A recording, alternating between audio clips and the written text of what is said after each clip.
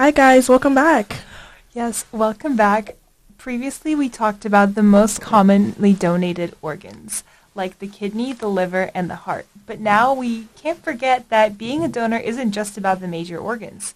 Tissue donation is equally transformative, though we hear about it less because it's just not. It's very taboo. Yeah, it is. Like imagine being like, oh, I have someone else's corneas in my face. Yeah. But corneas, you know what they are, you don't know what they are.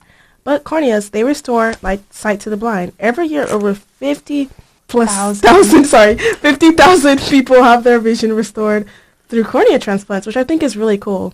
That's very interesting. How they can basically take someone else's cornea and put them into someone else's like eye. Yeah, it's interesting because so much of how we see is just like nerve connections and nerve firings. So it's crazy that you can put somebody else's like cornea and then your nerves will interact with it. Right. And then we have the skin. Like, say if you get burned in the fire like really, really bad. Normally they'll take skin from somewhere else of your body, but sometimes that's not available. So, skin is used as a life-saving biological bandage for severe burn victims to prevent infection. Yeah, I remember being really shocked when I watched like Grey's Anatomy for the first time. They had before I thought that all plastic surgeons did was like, cosmetic BBL, cosmetic procedures.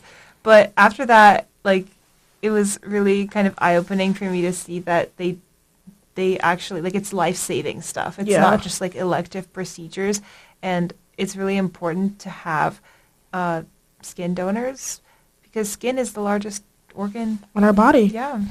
And then we have bone and valves. So a donated bone can prevent amputations in cancer patients, and the donated heart valves can replace failing ones in infants born with heart defects. Yeah. Heart donated bones. I had no idea that I knew like bone marrow. How do you even donate bones? I'm going to look more into that. But this creates a large impact. While one organ donor can save 8 people's life, a single donor tissue can heal or improve the lives of more than 75 people.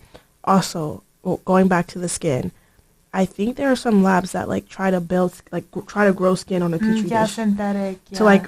So it can regenerate. But that is if your skin accepts it or rejects it. Yeah, I feel like a lot of it. I wonder if tissue transplants have the same sort of challenges with rejection as organs do. Like, how likely is your body to reject a cornea? Honestly, I don't know. I feel like, because we talked about this before, the rejection rate for kidneys is pretty high. Because they can't match up to everything. I think it's like blood donation, like blood. I think that's all I know. Like blood donations, height, weight, like same age range. But now we're gonna go into segment 2, the science behind the match. So many people wonder, how does the system choose who gets an organ? And since there's no financial incentive to be an organ donator, and you can't because it's illegal. Yeah. It is managed by UNOS, United Network for Organ Sharing. It has a basic algorithm, which is when an organ becomes available, that might be when somebody unfortunately passes away, very bad car accident, or they are in a coma or brain dead. Mm-hmm. That's when the doctors really want the organs from the family. Yeah, and the family consents, obviously. Then the UNOS computer system generates a list of candidates based on objective medical criteria. So as we were talking about before, here are some of the key factors. The donor and the recipient must be compatible to prevent the body from rejecting a new organ, like blood type and tissue type. Yeah. And the second factor is medical urgency. Those who are sickest and in most immediate danger are prioritized, but there, I think, are exceptions to this. For example, if you're waiting for a lung transplant and you're a smoker, or a liver transplant and you have a history of drinking, then that actually puts you as a disadvantage. Yeah. If you were previously healthy, then you might be higher on that list. Yes, and it's like the sicker, I don't want to say this, but the sicker you are, the higher you are on the transplant list. Because I know people say, I've been waiting on the transplant list for 5+ years, and they're just waiting and waiting because they're not at their peak level of sickness. Yeah, but that must make their day-to-day lives very difficult because they're basically living with a failing organ. Yes. And also, another thing to take into account, for example, a heart only stays viable outside of the human body for 4 to 6 hours. So it must be matched with someone in the same geographic area. Yeah, and also we often think of donation as happening after death, but living donation actually can happen, happens all the time. A living person can donate one kidney or even a portion of their liver because we were saying this before. It's the only organ in the human body that can actually regenerate. So some organs you can donate you can just donate and move on with your life. Kind of like getting your blood drawn, but more invasive. Yeah, like blood donations and bone marrow. Yeah, have you ever seen those groups on campus that get you to sign up? Yes. And I know like some people, when like a child has leukemia, they'll have another baby so they can like get a match. Yes, like yes. I've seen this only on Grey's Anatomy, so I wasn't sure. There was like a movie made about it because this girl, like they were just using her for bits and pieces for their sick daughter, and she's like, I don't want to do it anymore. Wow. So she had to like sue her family so she can get like the rights back to her own body, because like if you don't want to do it anymore, you don't want to do it anymore. Yeah, well, it's true that if you're for the kidney transplants in particular, they often ask family members if they're willing to donate because you share more DNA with them, so your body's less likely to reject an organ because it's basically a foreign object in your body. Yeah. And when I was registering to be a bone marrow donor, they were asking me for my like ethnicity, my family background, because apparently they'll try to match you with somebody who's like the rejection rate is also lower for that, which I didn't know. Probably because you guys have like similar, I don't want to say similar DNA, but similar like blood? I don't know, but yeah. Okay. But behind every statistic is an actual human being. So let's talk about what it's like for patients who are currently on the list. So about 85 to 90% of everyone on the waiting list is waiting for a kidney. Yeah. Many of these patients spend 3 to 5 years on dialysis, which is extremely long process and extremely disheartening. Yeah, it takes over your whole life. I mean, we were talking about this in the previous episode, but you're hooked up to a machine for hours during the day. The side effects are really severe. You feel really weak, and so a lot of patients report having a sense of like misery. Yeah. They can't really perform basic tasks. They don't feel like themselves. And the phone call. For those on the list, life is lived in a state of permanent readiness. They must be able to go to the hospital within a few hours of receiving the call. So you have to be on your toes and ready at all times of the night and in the day, because if you miss the call, the kidney or whatever organ it will go to the next person and the second runner-up behind you. Yeah, and like this applies to everybody, children also, because right now there are nearly 2,000 children under the age of 18 on the waiting list. And for them, a transplant isn't just a medical procedure because, a lot of the adults waiting for transplants, we think about liver transplants, lung transplants. In some cases, these are people that, have been smoking for a long time or consuming alcohol. With children, they obviously haven't been doing that.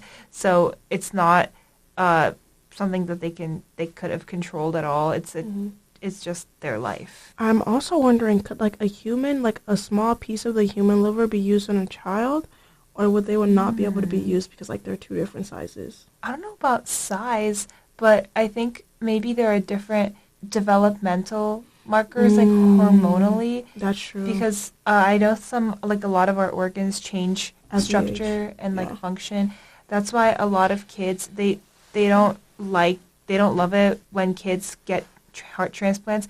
They try to stretch them out for as long as they can, because when we go through puberty, obviously we grow so fast, and our organs, they not only do they increase in size sometimes, but they also change the way they fundamentally function because, our hormones are everywhere. So they like to hold out for those transplants a lot just to make you be like as close to your adult body, adult physiology as possible. Biological clock.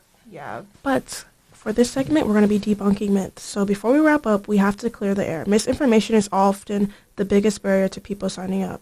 Especially, I know one of the biggest myths for organ donation is that if medical professionals like EMT or EMS see that you're an organ donator on your license, they won't save you, which is completely and falsely untrue.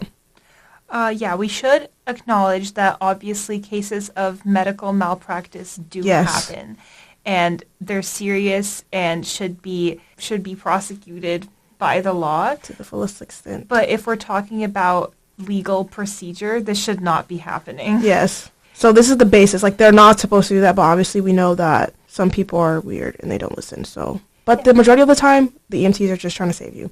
So, if you're in an accident and the doctors in the ER have one job, to save your life. The medical team treating you is completely separate from the transplant team. So, don't be up in arms because there are two different teams treating you and trying to save your life. Yes. Another common misconception is that you might be too old to donate an organ, but that's not true.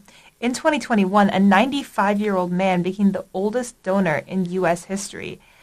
Doctors obviously have the most autonomy over this, and it's up to their discretion to decide who's too old, who's too young. Exactly.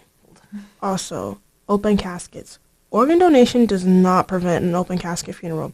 The body is treated with the utmost respect, and the incisions are covered by clothing. I think this might be like the only case where it might be like a closed casket is if you do like a skin transplant, like face, and a face transplant or cornea. Well, the person's eyes will be closed, so never mind. Yeah, I feel like there's respectful cosmetic ways to kind of cover up a very heroic act, which is using your as your final basically piece of legacy on earth to donate your organs.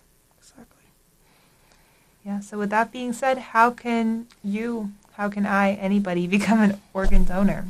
So this is the fastest way to do it if you guys want to sign up now, the digital route. The most direct way is to go to donatelife.net or registerme.org. You can register nationally in just about 30 minutes. All you need is some basic identification info, and if you have an iPhone, you can also sign up directly through the health app, which syncs with the National Donate Life Registry.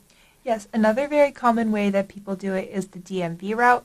Most people sign up when they're renewing their driver's license or ID card. I would know because I recently I'm trying to get my license, so I just signed up through that. When the clerk asks if you want to be an organ donor, just say yes, and they'll add a small heart to the word donor on your license. It's a great way to ensure first responders know your wishes immediately. Yes. And if you want to help someone while you still are here, you can explore living donation. This usually involves donating a kidney or a portion of your liver. To do this, you would contact a local transplant center and undergo a health screening to see if you're a match for someone in need. Yeah, obviously with all three of those cases, the doctors and the transplant team will have the ultimate authority over how and if your organs get used. Yes. And this is the wrap up. That was our last segment of today's show. And like we said it beforehand, if you have any concerns, contact your local medical professional. We are just undergraduate students. And follow us on our Instagram at UCLA Morning Sign Out. Yeah, we hope that today you learned something about organ donation, the science behind organ donation, and just the general need. We hope you have a great rest of your night. And wake up bright and early tomorrow morning. Bye. Bye.